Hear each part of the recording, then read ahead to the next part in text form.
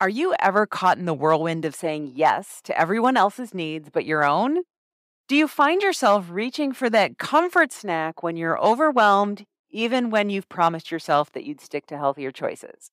If this sounds like you, then you are totally not alone. Welcome to today's episode where we are going to unravel a hidden truth that's impacting your health and eating habits more than you realize. Today, we are diving deep into a world of people pleasing, a world where your food choices might not actually be your own. In this episode, we are peeling back the layers to uncover how saying yes to others can often mean saying no to ourselves. From the dinner table decisions that leave you with regret to the deeper emotional cues that drive you towards the fridge, we are covering it all. And trust me, you do not want to miss the insights and revelations that will unfold today. But it's not just about the problem, it's about a solution too. We'll be exploring empowering strategies to reclaim your health choices, understand your true needs, and finally break free from the cycle of people pleasing that's holding you back. So if you've ever felt like you're not in control of your eating habits, or if you're curious about how to make health choices that truly reflect your desires, then this episode is a must listen. Stay tuned because what you're about to discover could be the turning point in your health journey. Welcome to Total Health in Midlife, the podcast for women embracing the pivotal transformation from the daily grind to the dawn of a new chapter. I'm Elizabeth, your host and fellow traveler on this journey. As a life and health coach, I am intimately familiar with the changes and challenges we face during this stage. Shifting careers, changing relationships, our new bodies, and redefined goals and needs as we start to look to the future and ask, what do I want? In this podcast, we'll explore physical, mental, and emotional wellness, offering insights and strategies to achieve optimal health through these transformative years. Yes, it's totally possible. Join me in this amazing journey of body, mind, and spirit, where we're not just improving our health, but transforming our entire lives. Hey everyone, welcome back to the Total Health in Midlife podcast. I'm your host, Elizabeth Sherman, and I am thrilled that you are joining me today. In my last episode, we had a fascinating conversation with my friend and coach, Sarah Fisk. She's a coach dedicated to helping women break free from the shackles of people pleasing. We dove into how liberating it is when we start living for ourselves rather than constantly bending to meet others' expectations. Today, we're going to explore a topic that's both incredibly relevant and often overlooked: the impact of people pleasing on our health, specifically our health habits. Now, you might be wondering, what does people pleasing have to do with what I eat? And it's a fair question. The connection might not be immediately obvious, but as we peel back the layers, you'll see just how intertwined these aspects of our lives can be. People pleasing isn't just about saying yes to every request or invitation. It's a pattern of behavior where we prioritize others' needs and desires over our own, often at the expense of our own health. This habit can subtly creep into various areas of our lives, including our diet and exercise routines. For instance, have you ever found yourself agreeing to a dinner venue that doesn't align with your dietary goals, or something that you really even want, simply because you didn't want to rock the boat? You didn't want to be that girl. Or maybe you've skipped your morning workout to help a friend with something that they could have managed themselves. These might seem like small concessions, but over time they actually add up. They reflect a deeper issue where we place less value on our own health needs and goals. The truth is, caring for our health isn't selfish. It's necessary. And not because of the oxygen mask analogy. When we neglect our health for the sake of pleasing others, we're not just sacrificing our diet or exercise routine, we're sacrificing a part of our being. This episode aims to shine a light on this often overlooked aspect of people pleasing. We'll uncover how it can manifest in our daily lives and the toll it takes on our health. I'll share insights from my own journey as a recovering people pleaser and the lessons I've learned along the way. My goal is to empower you to recognize and change these patterns so that you can prioritize your health and well-being without feeling guilty. So whether you're a self-identified people pleaser or just curious about how these dynamics play out in health and wellness, this episode is for you. As we explore how people pleasing impacts our health, I've identified 3 distinct layers where this behavior profoundly affects our ability to take care of ourselves. These layers range from the most apparent everyday choices that we make to deeper emotional responses, and then finally to the core of how we perceive and value ourselves. As we explore each layer, you'll gain insights that will not only illuminate how people pleasing manifests in your life, but also empower you to begin identifying which aspect impacts you the most. This understanding and awareness is the first step in taking back control of your health and your well being, setting the stage for positive, lasting change. So let's dive into what I call the first layer, the superficial layer of people pleasing. This is where the impact of our people pleasing tendencies is most visible and direct, especially when it comes to our eating choices. I remember a time when I was diligently following a specific eating plan. I knew exactly what foods worked for me and which ones didn't. And then a family dinner plan came up. When the question arose, where should we eat? I had a perfect place in mind that catered to my dietary needs. But instead of voicing my preference, I held back. Why did I do that? Because I didn't want to be seen as high maintenance or disrupt the group's desire. So we ended up at a place where I struggled to find something suitable to eat. I felt frustrated and resentful, not towards my family, but towards myself for not speaking up. But it's not just about family dinners. Think about the times at work when your boss asks if you can take on an extra project and you say yes, despite knowing that it'll mean skipping your planned workouts or meal prep time. Or when your daughter asks for help with something and you agree, knowing it will cost you the yoga class that you've been looking forward to, and then the cancellation fee that you'll incur. These scenarios may seem insignificant in isolation, but they're small pieces of a larger puzzle. Each time we make these concessions, we reinforce the idea that our health and our needs are negotiable, even dispensable. We're effectively telling ourselves that our well being isn't as important as keeping others happy or maintaining harmony.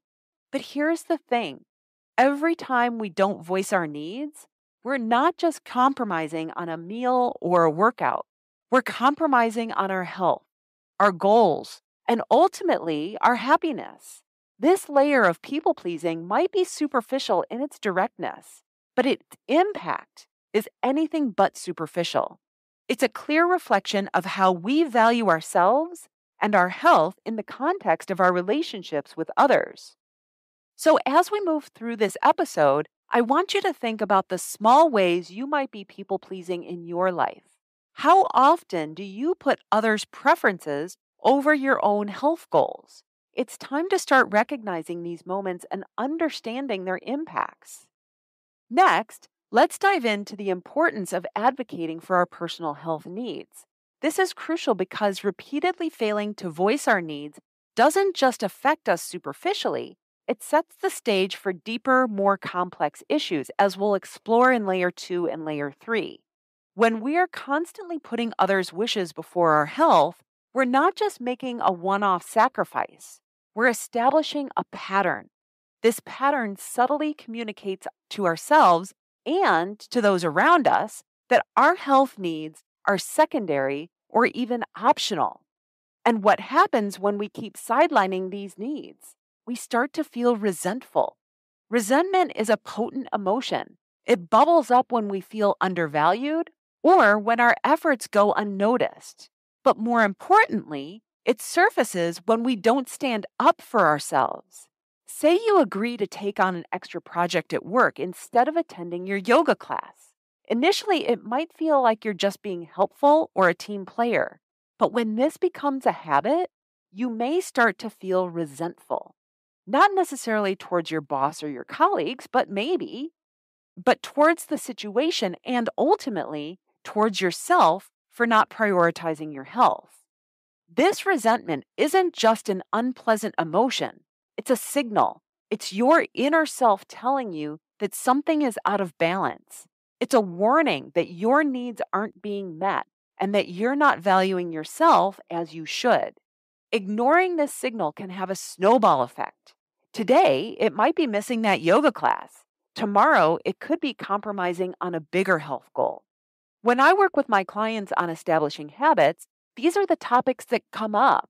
When I check in with my clients about their commitments to themselves throughout the week, these are the types of discussions that we're having as to why they didn't follow through. And it highlights how we've been socialized as women and prioritizing others' needs before our own. When we don't advocate for ourselves within our relationships, we lose out, and not just in health, but in our self concept too. The second layer of people pleasing is what I call the self soothing layer.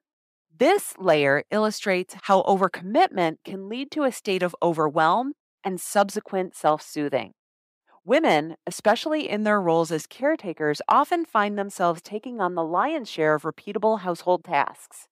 These include scheduling doctor's appointments for the kids, planning meals, grocery shopping, cooking, cleaning, laundry, getting the kids ready, working, and keeping up with family and friends. Each of these tasks, while essential, is a thread in a tapestry of responsibilities that, over time, can be overwhelmingly complex and time consuming. The more we do, the more is expected of us. It's a cycle that perpetuates itself. When we constantly show others that we're always available to manage these tasks, a silent expectation is set. They begin to rely on us not just for the tasks we're directly responsible for, but also for those that aren't inherently ours. What was initially a favor or an act of kindness can become an expectation and eventually a demand. And here's where the problem intensifies. When someone drops a task into our already overflowing lap at the last minute, it's not just an additional item on our to-do list. It's a stressor. And if we can't or don't fulfill this unexpected request, we often face blame or criticism for not helping, even though the issue wasn't ours to begin with. In this whirlwind of responsibilities and expectations, our own needs, like meal prep, exercise, decompression, reading a book, self-care, and even sleep, those get pushed to the back burner. They become optional. And here's the crux of the issue. When we are overwhelmed, the thought of adding even one more task, no matter how beneficial it might be to our health, feels utterly impossible. Think about it. After a day filled with managing a multitude of tasks for others, the idea of meal prepping can feel like a Herculean effort. It's easier to order out despite knowing that it might not align with our health goals. We're like, F it. I just can't deal with it. I'll deal with it tomorrow. The same goes for exercise. With our energy spent and our minds burdened by the day's demands, the idea of spending that little left of our resources on exercise seems completely unfeasible. We tell ourselves, I just can't. I have a million other things that are more important and urgent. This state of overwhelm doesn't just affect our physical health, it impacts our mental and emotional well-being too. The constant juggling act leaves us drained, stressed, and often feeling inadequate. It's a detrimental cycle where our health, both mental and physical, take a hit because we've unconsciously taught others that our time and needs are less important. So let's move into a more personal area, my own journey with emotional eating. This journey is deeply intertwined with the theme of overcommitment and overwhelm that we just discussed. For years, I found myself in a constant state of doing, managing household tasks, work responsibilities, and family needs. Like many of us, I was juggling so many balls that I didn't even realize one was made of glass, my emotional well-being.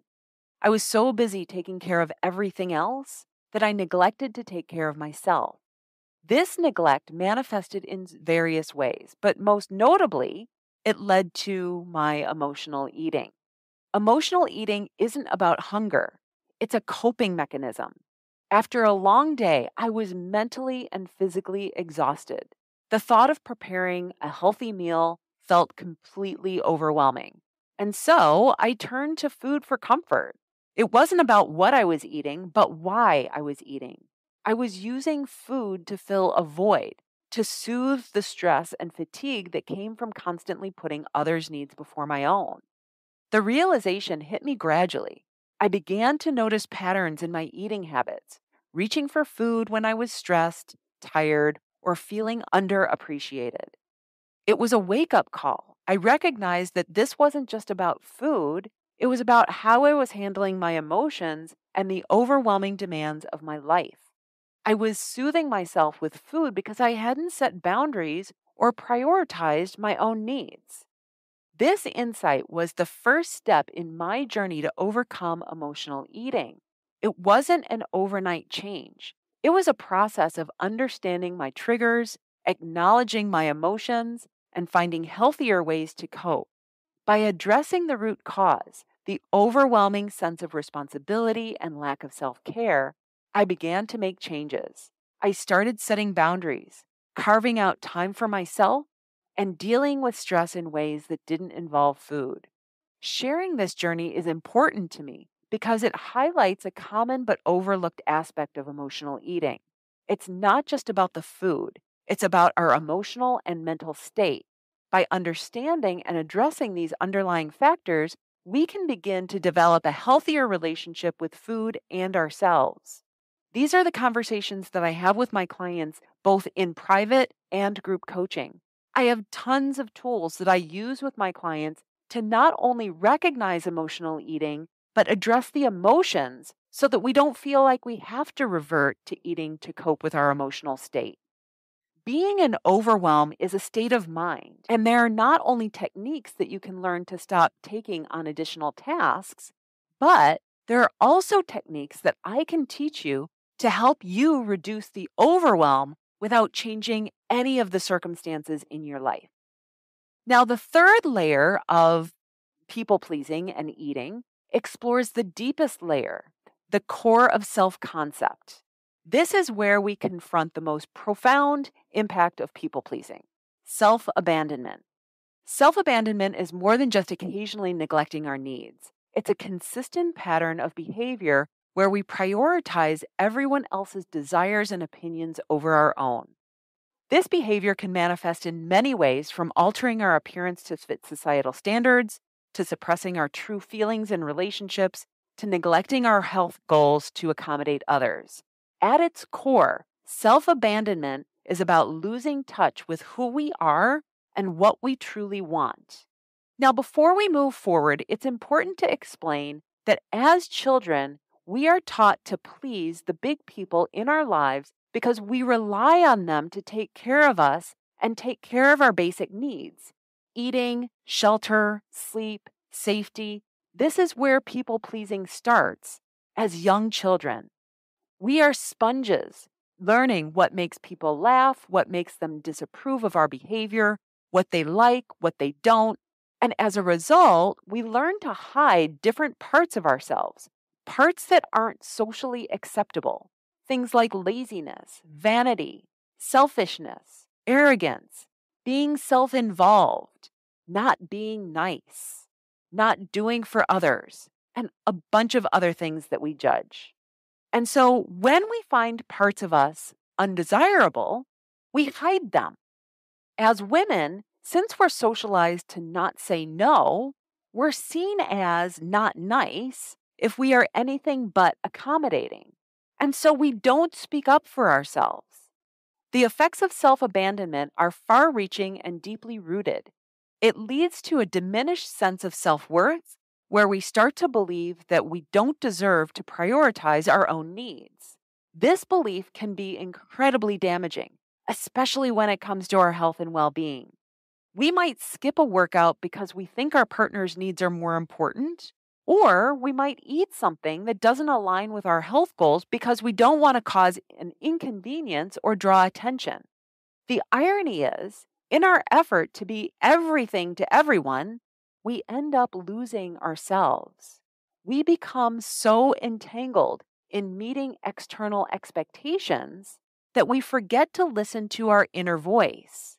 This loss of self can leave us feeling unfulfilled, resentful, and disconnected. It's like we're living someone else's life. And in the process, our own desires and needs get silenced. Moreover, self-abandonment often leads to a cycle of guilt and shame. When we do take time for ourselves, we feel guilty, as if we're being selfish. This guilt can be paralyzing, keeping us trapped in a cycle of neglecting our own needs. And when our health inevitably suffers as a result, we're engulfed in shame, not realizing that it's our pattern of self-abandonment that's the root cause. Breaking free from this cycle requires a deep, introspective journey. It's about reconnecting with our core selves and relearning to value our own needs and desires. It's about realizing that taking care of ourselves isn't selfish, it's actually necessary. And we must learn to set boundaries, to say no when something doesn't align with our needs, to prioritize our well-being. This layer of people-pleasing, the core self-concept layer, is perhaps the most challenging to address. It requires us to confront uncomfortable truths about how we see ourselves and how we allow others to influence our self-perception. But the journey through this layer is also the most rewarding. It's where real transformative healing begins. Now let's transition to a more uplifting but equally crucial aspect of our journey: personal growth and the reclamation of self-worth. This is about turning the tide on self-abandonment and rediscovering the value of who we are. My journey of personal growth began with a simple yet profound realization that I needed to take care of myself. Otherwise, I wouldn't exist anymore, metaphorically speaking. This realization didn't come easy. It was the culmination of many moments of introspection, understanding, and gradually peeling away the layers of people-pleasing that had obscured my true self. Learning self-worth was like learning a new language. It's about communicating to yourself that you are important, that your needs matter, and that you deserve to be healthy and happy. It's about changing the narrative from being a passive participant in your life to being an active, engaged advocate for your health, for who you are as a person. One of the first steps in this journey is setting boundaries. Boundaries are not about pushing people away. They come from a place of self-respect and self-love. They're about protecting your own energy and space. They're guidelines that help you navigate interactions and activities, ensuring that your needs are not sidelined. For me, setting boundaries meant saying no to extra tasks that didn't align with my priorities. It meant saying no to my friends when they wanted me to stay out later. It meant carving out a dedicated time for self-care activities like exercise, meditation, or simply going to bed because I needed to. Another critical step is self-compassion. Often, we are our own harshest critics, especially when we've lived a life of people-pleasing. We berate ourselves for past behaviors and choices, but part of learning self-worth is treating yourself with the same kindness and understanding that you extend to others. It's about acknowledging your past mistakes, learning from them, and moving forward without self-judgment. Also, embracing self-worth involves rediscovering what brings you joy and fulfillment. What is it that you want? It's about reconnecting with your desires, your wants, your hobbies, interests, and passions that you may have set aside because other things got in the way. For me, it was journaling and exercising, activities that I had neglected that brought me immense peace and happiness. This process is not a quick fix. It's a gradual transformation, a series of small steps that led to a more authentic, fulfilling life. It's about dismantling the old patterns of people-pleasing and building new habits rooted in self-respect and self-love. I want you to remember that learning to value yourself is one of the most empowering steps that you can take. It's the foundation upon which a healthy, balanced life is built. Your journey to self worth is not just about improving your relationship with food or your body, it's about transforming your entire life. As we transition to connecting today's discussion with the previous episode featuring Sarah Fisk, I want to focus on an aspect that is particularly relevant for women in midlife: the interplay between people pleasing, our food choices, and the hormonal changes that come along with this stage of life. Midlife brings so many changes, so many of which are hormonal. These changes can affect everything from our mood and energy levels to our metabolism and how our bodies process food. Understanding this biological shift is crucial as it influences not just our physical health, but our emotional and mental health as well. One key point to consider is how these hormonal changes can amplify the effects of people pleasing on our food choices. As women, we often find ourselves in a nurturing role, taking care of family, managing households, and maintaining social connections. This caretaking extends to our food choices as well. We might prepare meals that cater more to our family's preferences than to our own nutritional needs. Or, during social gatherings, we might choose food for the sake of fitting in or not appearing difficult, even if those food choices don't align with what our bodies need or want or function well on at this stage of life. Moreover, the stress from constantly putting others first can have a significant impact. Stress is known to affect hormones like cortisol, which in turn can influence our appetite and cravings. The result? We might find ourselves reaching for comfort foods more often, foods that are typically high in sugar, fat, and calories, a direct response to the emotional and physical toll of people pleasing. Another aspect to consider is the change in our body's needs during midlife. Our nutritional requirements evolve, and what worked for us in our 30s may not be as effective in our 40s and 50s. This necessitates a more mindful approach to eating, one that takes into consideration not just our tastes and preferences, but also the changing needs of our bodies. So, how do we navigate these challenges? The first step is awareness, recognizing how our people pleasing tendencies influence our food choices and acknowledging the changes our bodies are going through. The next step is adaptation, making conscious choices that prioritize our health and well being. This might mean experimenting with new recipes that are both enjoyable and nourishing, or asserting our dietary preferences when dining out with others. Ultimately, it's about finding a balance. It's about making choices that honor both our responsibilities and our personal health.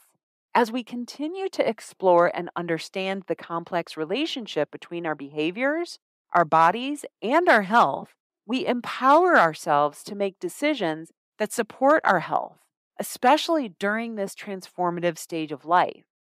Now, wrapping up, let's take a moment to reflect on what we've covered so far. It's been a lot in this episode. We've explored the complex world of people pleasing and its multifaceted impact on our health, particularly in relation to our eating habits. I started out by explaining layer one, the superficial layer of people pleasing, where we saw how our desire to meet others' expectations can directly influence our daily choices, like what we eat, how we prioritize our health, and exercise. We recognize that these small concessions, while seemingly insignificant, can cumulatively undermine our own health goals. Then we move deeper into layer two, the self-soothing layer, where we examined the indirect consequences of people pleasing. We discussed how the overwhelming burden of overcommitment can lead us to seek comfort in food, using it as a coping mechanism to handle stress and fatigue. This emotional eating is not about hunger. It's a response to the emotional overload that comes from constantly putting others before ourselves. And then in layer three, the core self-concept layer, we confronted the most profound impact of people pleasing: self-abandonment. We talked about how consistently neglecting our own needs can erode our sense of self-worth, leading to a cycle of guilt and shame. But we also discussed the transformative power of reclaiming our self-worth, setting boundaries, and prioritizing our own well-being. Connecting these layers to the unique challenges in midlife, we acknowledged how hormonal changes can amplify the effects of people-pleasing on our food choices. We emphasized the importance of being mindful of these changes and adapting our approach to eating and self-care to align with our evolving body's needs. Now, if you found resonance in today's episode, if you see yourself in the stories and scenarios that I've discussed, and you're looking for guidance on how to navigate these challenges, I want to invite you to reach out to me. Schedule a call, and let's talk about how you can overcome the habit of people-pleasing in relation to your health and eating behaviors. Together, we can work towards developing strategies that honor both your well-being and your unique journey through midlife. Before we say goodbye, I want to leave you with this challenge. If you have a daughter, mother, sister, best friend, anyone that you love, how would you like her to treat herself? That is exactly how I want you to treat yourself, because you deserve it. As a human being, your health, your needs, and your well-being are not negotiable. They are the foundation upon which a fulfilling life is built. So start today. Take a small step towards prioritizing yourself. It's not about perfection. It's about progress, moving forward. And if you need help or support because you see how people-pleasing is impacting your health and you don't know how to change that, schedule that call with me. It's an investment that will pay off in dividends. Thank you so much for joining me in this exploration of people-pleasing and its impact on our health. I hope this episode has provided you with insights, understanding, and perhaps a new perspective on how to approach your health. Until next time, take care of yourself, set those boundaries, and remember, you are worth every effort you put into your health. That's all I have for you today. Have an amazing week. I'll see you next time. Bye-bye. Thank you for tuning in to today's episode. Now, if what we talked about today resonates with you and you're ready to take your health journey further, I want to invite you to schedule a one-on-one call with me. It's an opportunity for us to dive deep into your health goals, explore your unique challenges, and discuss what you've tried before. To book your slot, simply click the link in the show notes or go to elizabethsherman.com/call. Once you do, you'll answer a few thought-provoking questions to get us started. Then, all you need to do is show up and we'll take it from there. Let's make your health journey a priority together. See you on the call.